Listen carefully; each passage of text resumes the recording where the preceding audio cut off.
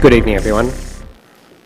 My name's Tim Leslie. I'm the Vice President of Open House Melbourne, and it gives me great delight to welcome you to the Capitol Theatre tonight for the second speaker series. To start with, I'd just like to thank a few people, in particular the Architects Registration Board of Victoria and RMIT University for allowing us to use this wonderful theatre by the Griffins, and also to our wonderful speakers who all volunteer their time to present to you tonight.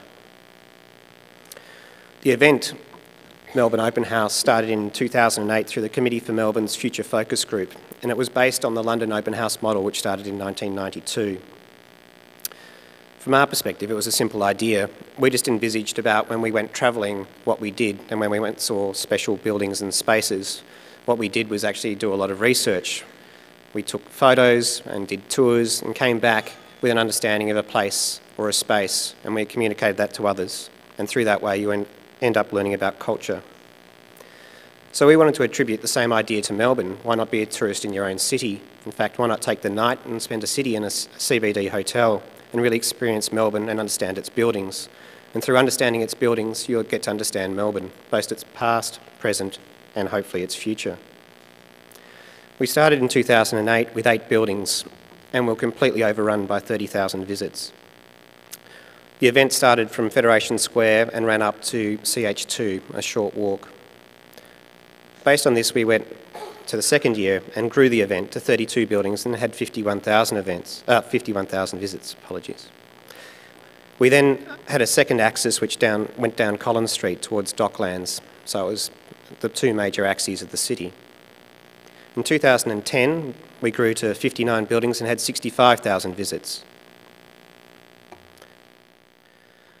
The event basically encompassed the whole CBD and Docklands.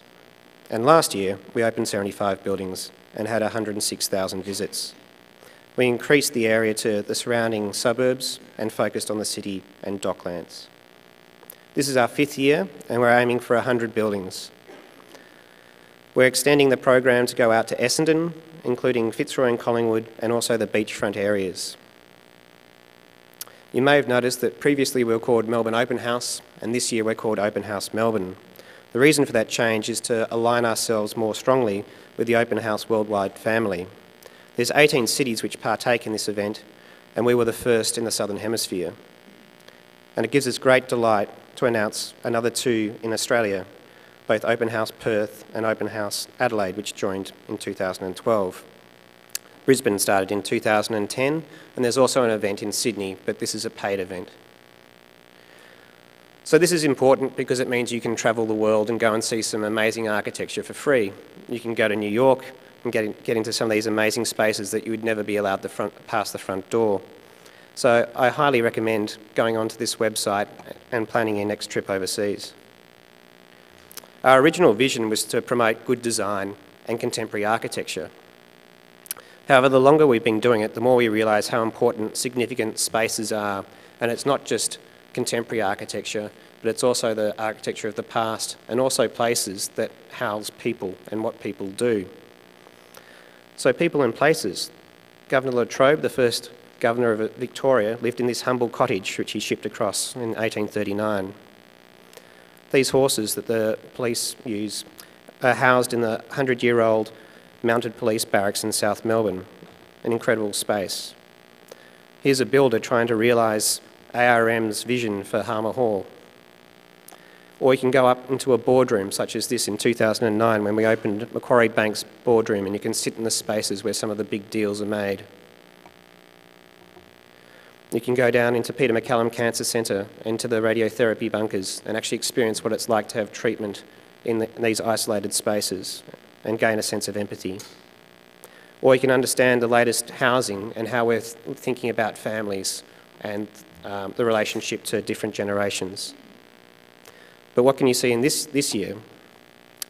Well, we've got heritage buildings. Here's Jeffrey Turnbull taking people through another Griffin building, the Newman College. We've got our favourite infrastructure project, the Russell Place substation, plus many other underground buildings. We've got the Royal Children's Hospital, which won the Institute Awards this year and was also opened by the Queen. We've got the City of Melbourne's bastion of sustainability, CH2. In sport, we've got Rod Laver Arena this year, where you can do the Champions Walk. Or if you're interested in craft, we've got the Australian Tapestry Workshop. McBride Charles Ryan's new education project out in Essendon is opened, and we've got a number of houses, and 2 by Andrew Maynard, this one being the Tattoo House. Further to that, we've got a medium density housing project, which is always difficult to open due to body corporates. This is an NMBW project in Fitzroy and absolutely worth a look. Last year we had the construction side of Harmer Hall open, and this year we've actually got the completed building, so it's worth seeing how that's been transformed. And we've got a variety of religious buildings, and this one's Reed and Barnes St Michael's Church, which is notable for its peculiar pew arrangement in a horseshoe shape. The wonderful Parliament House, if you haven't been in there, I strongly recommend going to the Seat of Power. It's an incredible building. We've got Lions Brain Centre, part of the University of Melbourne. The wonderful Harry Seidler, number 1 Spring Street. Harry Seidler was taught by Walter Gropius of Bauhaus fame. The Law and Justice Building, this is a new one for this year, and again, we're delighted to have it on board. Those projecting balconies are where judges go out to deliberate their verdict before going back to the courts. And John Wardle's opening his new studio in Collingwood. On the 1st of July, we opened a ballot, and this was for 10 buildings out of the 100 buildings which will require booking. Now, I believe they're probably all taken up. I'm not quite sure, I should have checked before, but they're very popular, so I'd say go to the website if you haven't already and try your hand. The event's great for kids. We've got a children's program which is also free and can be picked up at various sites. Please go to our website to find out more. There's also, you can go to the Brain Centre and see the extraction of DNA from strawberries, or try copper plate writing at the Wesley Church, amongst many other things. There's also fun for older kids. We've got bar tours, bike tours, sound tours, lighting tours, and building tours. And for the photographers out there, we've got our annual photography competition. All you need to do is take photos on the day and upload them to our Flickr site. These are then judged by some of our top professional photographers, and a prize is given to the 5 best projects. So all of this is free. Open House is a not-for-profit organisation, and we raise money every year to allow for this event to occur. And everyone on the project volunteers their time over and above their daily job.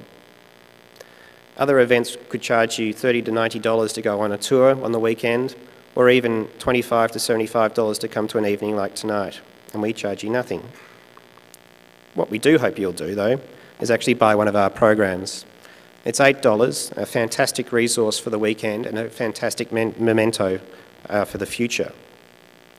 We've also got a fundraiser, and this year we've got the film Urbanised, which will be shown in the Capitol Theatre on the 19th of July at 7 p.m. I'd also just like to thank some of our major sponsors, in particular Cornwell, who do our graphic design and make what we do look professional all the time. Yarra Trams, who provide us sponsorship and volunteers, as well as signage around the city. The City of Melbourne, who provide us financial support and logistics support. And to our many other sponsors, including our new national partner, Dulux, who's just recently joined. In particular, I'd like to thank the Melbourne Open House Board, or Open House Melbourne Board as it's now known, and to our hundreds of volunteers who give up their time on the weekend and the lead up. We'd ask you to be prepared on the weekend. Things can go wrong. We try to make the event as wonderful as possible, but you could get stuck in a lift and you may well get stuck in the rain. So please bring an umbrella, a sense of humour and patience. And finally, thank you to all of you for turning up tonight and showing an interest in this great city of ours and the design. The speaker series, I think, is a wonderful event. We've been blessed to have a number of incredible speakers, and tonight is continuing in that vein.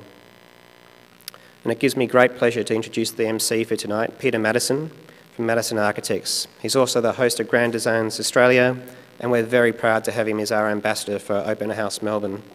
The charming Peter Madison.